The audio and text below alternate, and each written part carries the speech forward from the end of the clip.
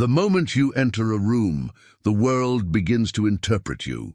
Before you speak, before you move, before you even know you are being seen, eyes are already decoding your existence. They read your silence, your posture, the faint rhythm of your breathing. And while most do this unconsciously, out of fear or curiosity or the instinct to belong, a rarer mind perceives with purpose.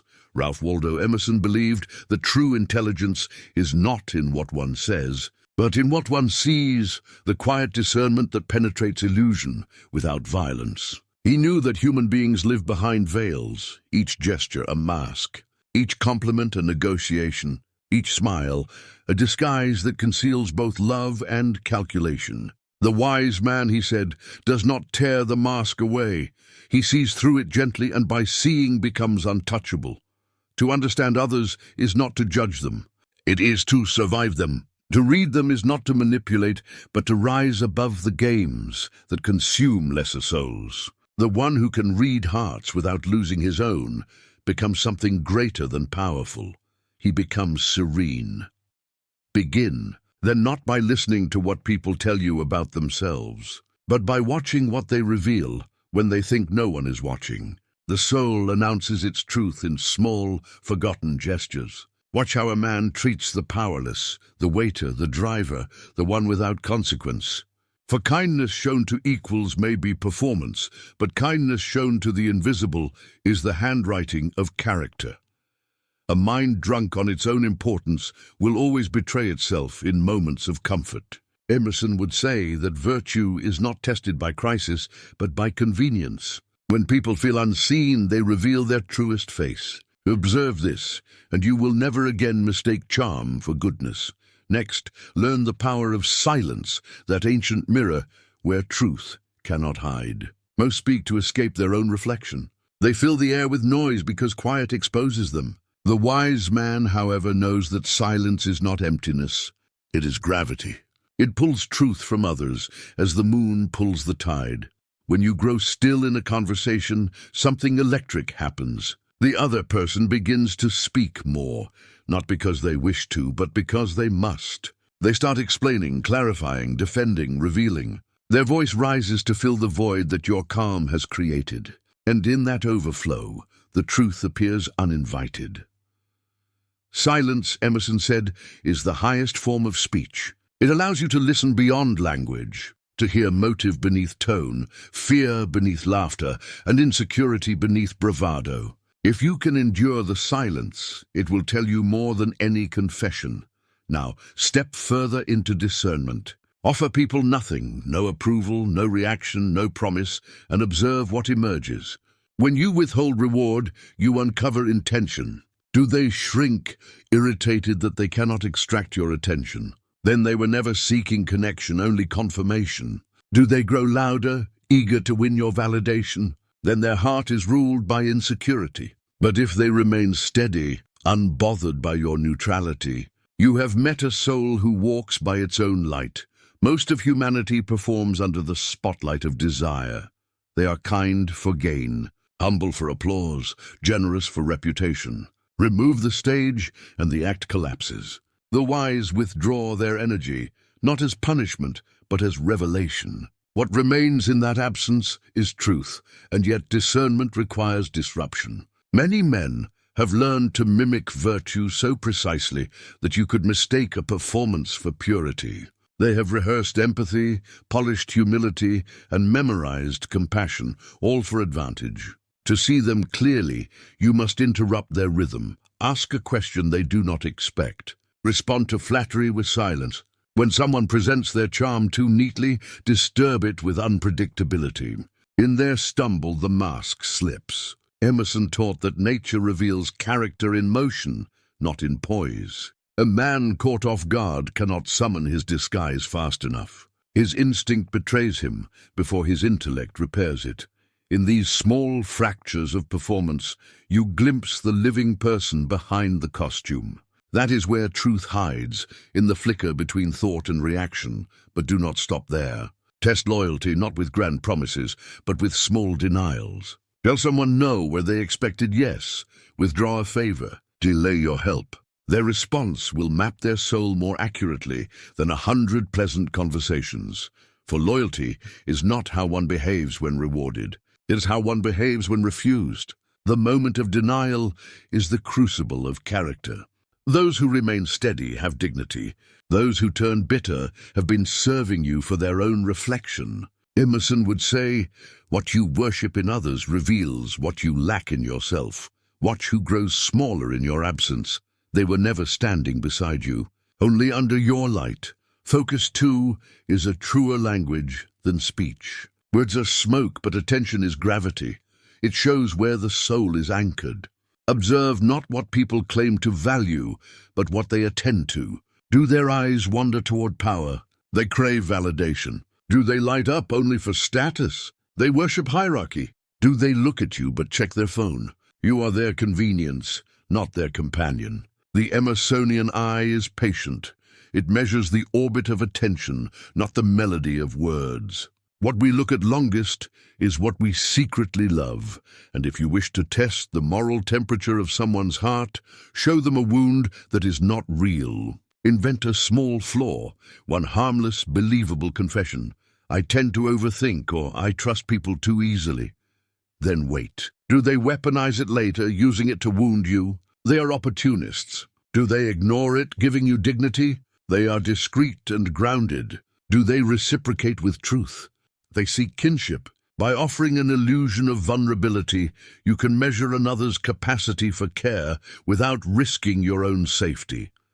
Human nature reveals itself when it believes it has found advantage. And there lies the art of reading people, not through confrontation, but through creation. You create the conditions that make truth emerge on its own. Emerson would smile at this, for he saw all life as experiment, each encounter a mirror polished by observation.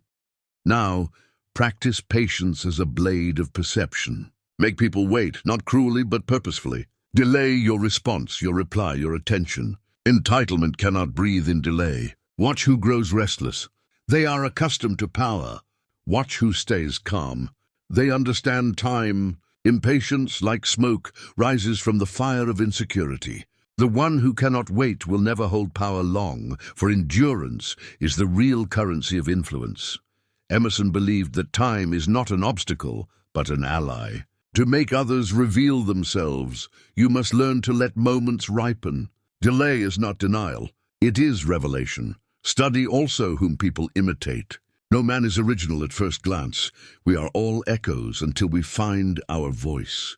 Observe who they mirror, the strong, the adored, the righteous, or the feared. For imitation is confession. What one copies is what one craves. Those who mimic the virtuous seek forgiveness. Those who mimic the famous seek worship. Those who mimic the powerful seek control. "Show me a man's hero," Emerson would say, "and I will show you his hunger. Even envy is a mirror of truth." Mention your victories softly, not to boast, but to watch the tremor behind the smiles. The eyes flicker first. They cannot hide envy. They only disguise it as humor or modest dismissal. Envy is the only emotion that tries to hide behind virtue. It congratulates while it resents. And Emerson, who cherished the independent soul, warned that envy is the poison of self-reliance. "Envy is ignorance," he wrote. "Imitation is suicide. The one who envies has already declared himself lost, measuring worth not by creation, but by comparison." If you can read envy, you can predict betrayal, for jealousy does not attack immediately. It erodes, slowly in silence, until the day it strikes disguised as fairness. The flicker of envy is not just a warning, it is prophecy. Lastly, inquire not into what people love, but what they hate. Hatred is honesty stripped of its mask. Ask gently, "What kind of people do you dislike?" Or "What traits anger you most?" And listen beyond their words. Their answer will always be self-portrait. Those who claim to hate arrogance are often proud. Those who despise dishonesty are often skilled in disguise. Those who detest weakness are terrified of their own. In judgment, we reveal our shadow. What we condemn in others is what we cannot accept in ourselves. When you learn to hear confession inside criticism, you no longer take offense. You take notes, and then there are the eyes, those restless windows through which the soul tries and fails to lie. When you mention money, power, shame, or failure, watch where the gaze travels. Does it drop, twitch, or flee? The body betrays before the mouth does. The eyes always look toward what the mind wishes to escape. Emerson saw the same law in nature. Nothing can be hidden. Every tree, every star, every man reveals itself by what it seeks. Thus, when you walk into a room, do not rush to impress or defend. Be still, like a mirror that reflects but never distorts. Let people reveal themselves, not through interrogation, but through the way they move around your silence. For it is not in their speech that their truth is found. It is in how they speak when yours is absent. When you have learned to see beneath the surface of others, the second art begins, the art of influence without domination. For what good is understanding the map of another's mind if you do not know how to walk upon it with grace? Emerson taught that mastery is not control, but harmony. Power that shouts is brittle. Influence that whispers lasts. When you truly understand people, you no longer need to conquer them. You guide them by the gravity of your calm.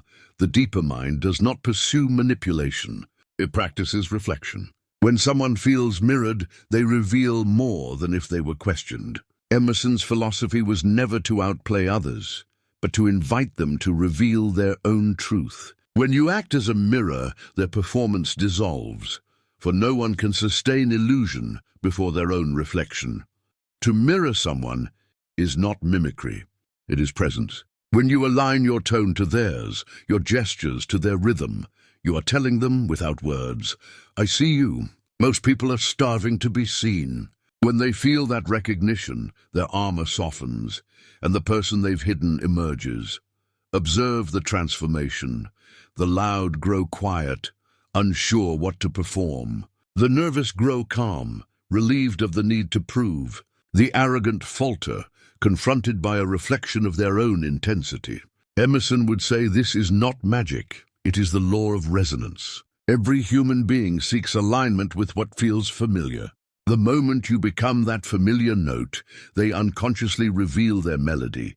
But there is a greater art still, the art of respect that disarms. The average soul expects judgment and meets it with defense. The wise begin with respect, not flattery, but genuine recognition. Acknowledge another's intelligence, their courage or their craft, and you create psychological safety. Then, while their guard is lowered, you ask the question that pierces deeper than compliments ever could. It might sound like this: you seem so certain. When did you first learn to trust your own certainty? Or you strike me as strong. When did you first learn to hide your fear? Respect opens the gate. The right question steps through it. This is not manipulation.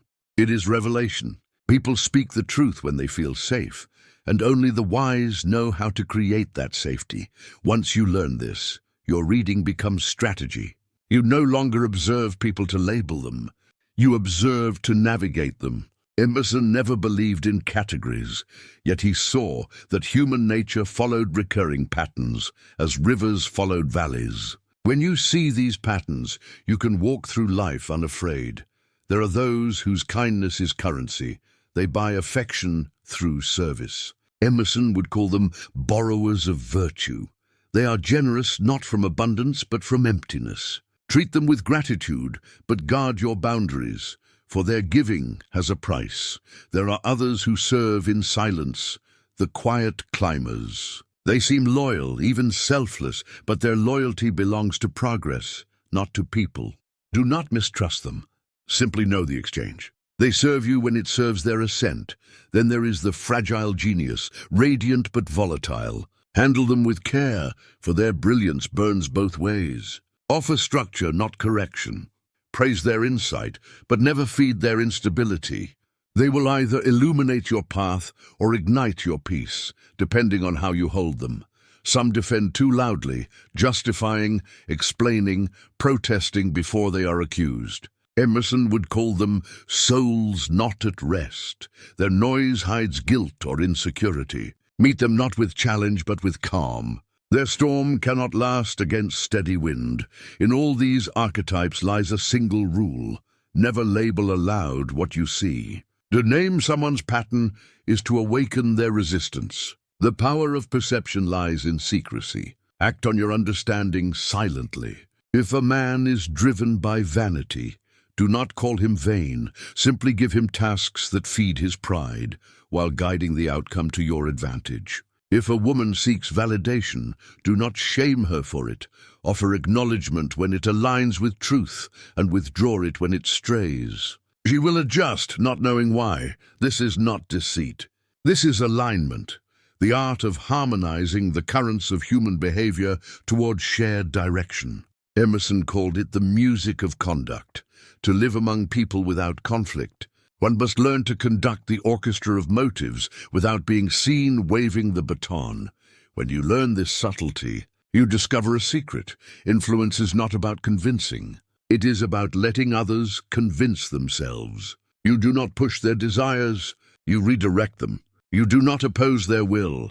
You entwine it with your own until the two become indistinguishable. If someone desires admiration, let your vision become the stage on which they may shine. If they crave control, give them the illusion of steering while you design the map.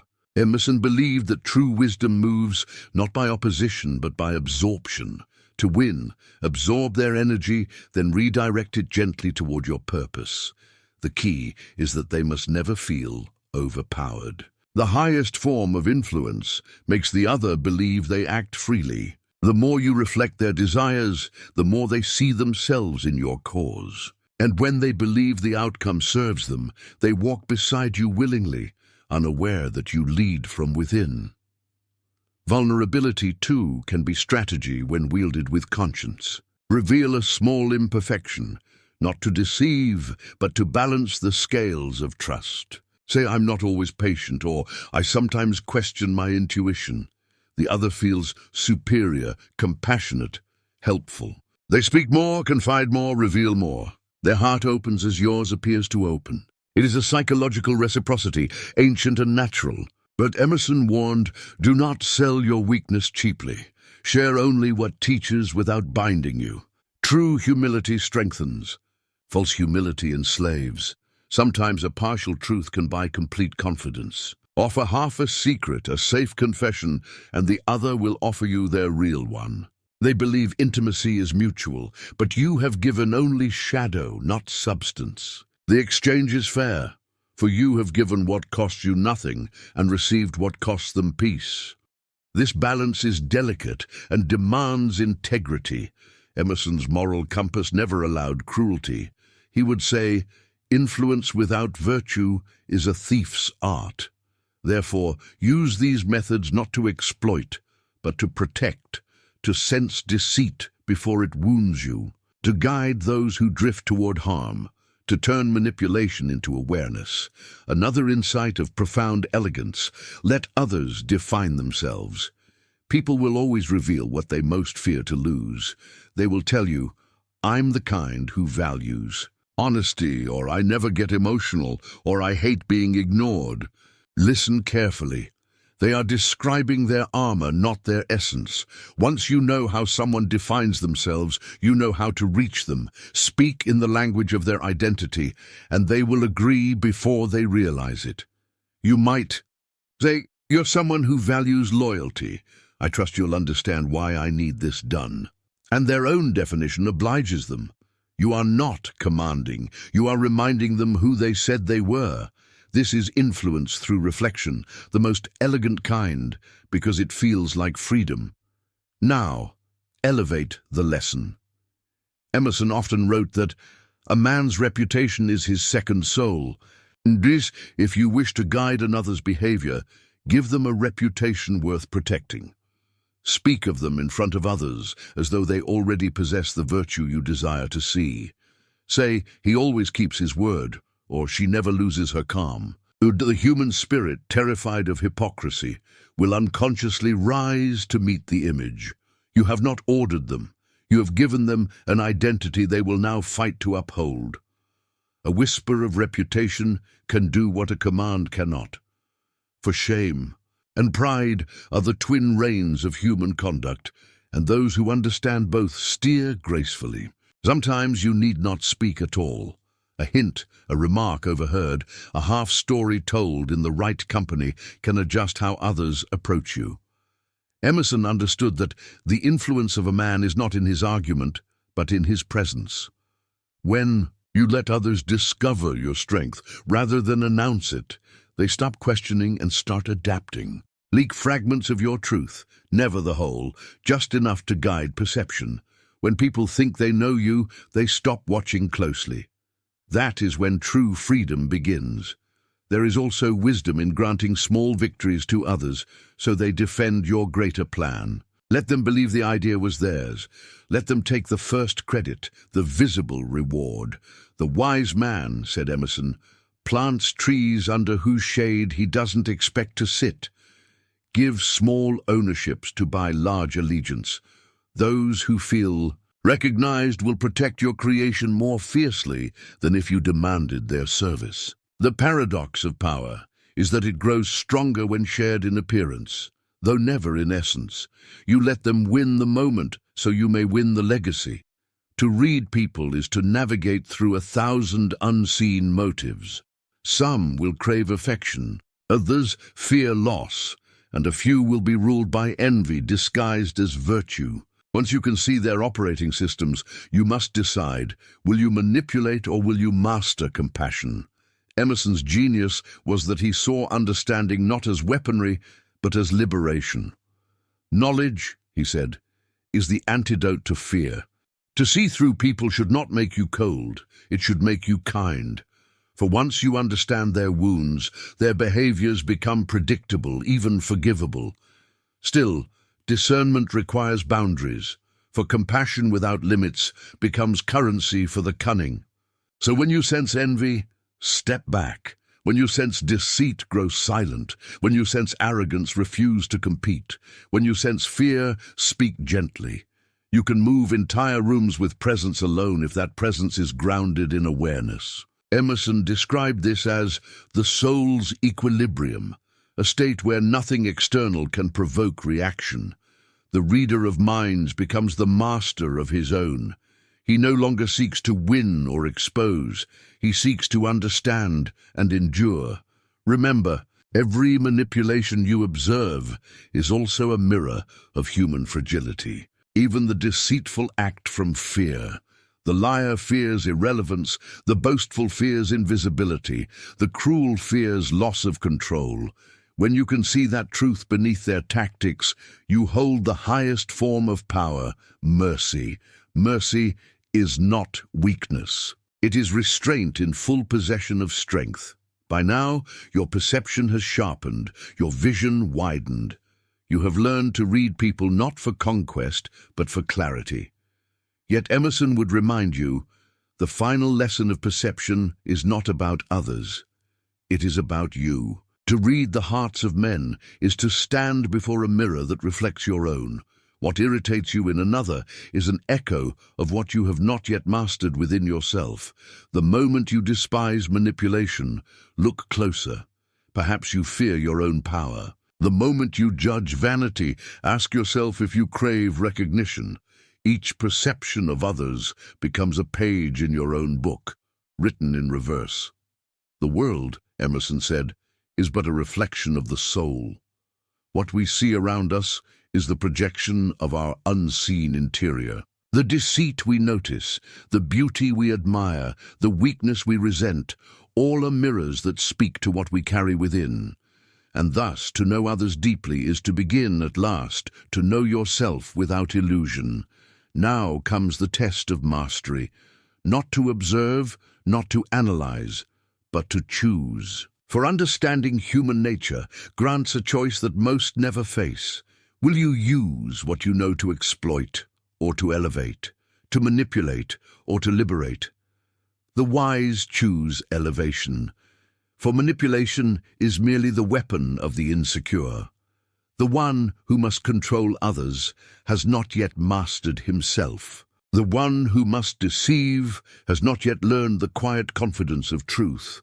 True mastery, Emerson taught, is restraint. To see through the mask and still treat the man with dignity, that is divine strength. It takes no power to expose, it takes greatness to forgive. When you sense deceit, you need not humiliate the deceiver. The greater victory is in walking away, unshaken, your spirit intact. The world's most dangerous intelligence is not the one that reads others. It is the one that reads and still loves. Let us now look at what Emerson would call the higher warfare, not battle of domination, but of integrity. The Machiavellian mind seeks to command. The Emersonian mind seeks to create balance. Both understand power, but only one understands peace. To navigate a deceitful world, you must blend perception with principle. See all, reveal little, and act always with conscience. Let others underestimate you. Their judgment is their own blindness. The moment you stop needing to prove your depth becomes immeasurable. In conversation, speak only when silence will not suffice. In conflict, strike only when restraint would become cowardice. In success, remain invisible enough that your influence appears inevitable. People who must announce their wisdom rarely have it. Those who walk quietly often command entire rooms. Emerson wrote, "The invariable mark of wisdom is to see the miraculous in the common. To live this truth, you must learn to see humanity, even in those who seem undeserving of it.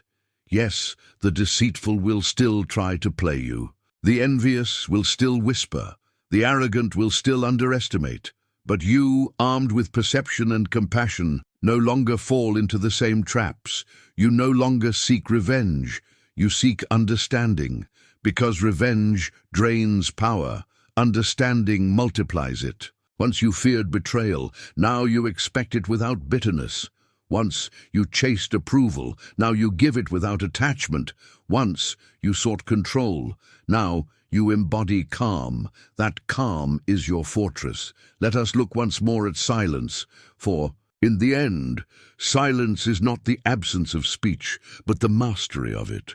The one who knows when to hold his tongue rules over those who speak without pause. Every word you utter should feel like a stone dropped into still water. Deliberate, resonant, unhurried. The echo of a measured word carries further than the shout of 1,000 reckless ones. And remember, there is no need to unmask everyone you meet. The world's disguises are endless. Your time is not. Some truths deserve your sight. Others deserve your silence. The wisest among us do not expose what they see. They adjust, they adapt, and they continue.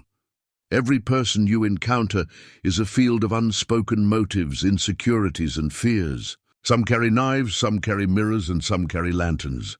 Know the difference. When you meet a knife, protect your peace. When you meet a mirror, examine yourself. When you meet a lantern, walk beside it.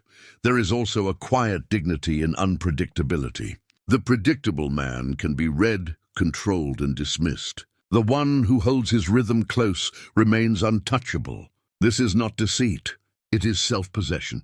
A storm is only dangerous because no one knows where it will turn next. If you must be something in this world of constant reading, be the man no one can summarize. Speak kindly, act slowly, and never explain your mystery. People will try to interpret your silence as weakness or pride. Let them. A lion does not explain why it sleeps through thunder. Still, never confuse mystery with arrogance. You are not unreadable to appear superior. You are unreadable to remain free. The less others can define you, the less they can confine you. Emerson wrote that the great man is he who in the midst of the crowd keeps with perfect sweetness the independence of solitude.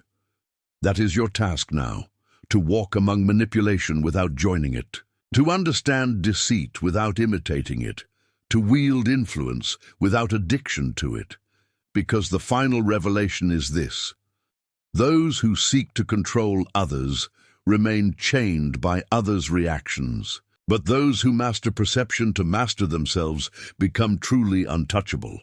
Do not fear being read. Fear being reactive. Do not seek to dominate. Seek to discern. Do not wish to be powerful. Wish to be clear, clarity is invincible, and when you can stand in a storm of motives, smiling, seeing unmoved, that is when you have reached what Emerson called self-reliance. It is not coldness. It is freedom. It is not detachment. It is depth. You are not beyond emotion. You are within control of it. In this stillness, the world's chaos becomes merely a language you have learned to read. The words no longer hurt. They inform. The betrayals no longer break. They instruct. Every gesture, every tone, every silence becomes data feeding your wisdom. This is the highest intelligence. Perception without pride. Empathy without submission. Power without cruelty. And from this state, your presence itself becomes influence. You no longer need to persuade. People sense your clarity and adjust to it. They lower their voices. They weigh their words. They feel seen, not by judgment, but by awareness. And in that awareness, they often reveal the very truths you once had to seek. The one who reads the world without hate becomes a force it cannot predict. The one who sees through people but still chooses love becomes a presence it cannot corrupt. That, my friend, is the Emersonian transformation of Machiavelli's dark intelligence. It is not the power to destroy. It is the grace to endure without deception. It is wisdom sharpened by pain, but polished by peace. When you walk into a room now, you will still be read, but your calm will rewrite their conclusions. They will see strength without aggression, confidence without noise, and mystery without menace. They will sense something ancient and unbreakable, a person who has looked into the masks of others and chosen not to wear one. Carry this mastery gently. Use it to shield, not to strike. Use it to understand, not to expose. For the one who truly knows, people does not need to harm them. He already knows how fragile they are.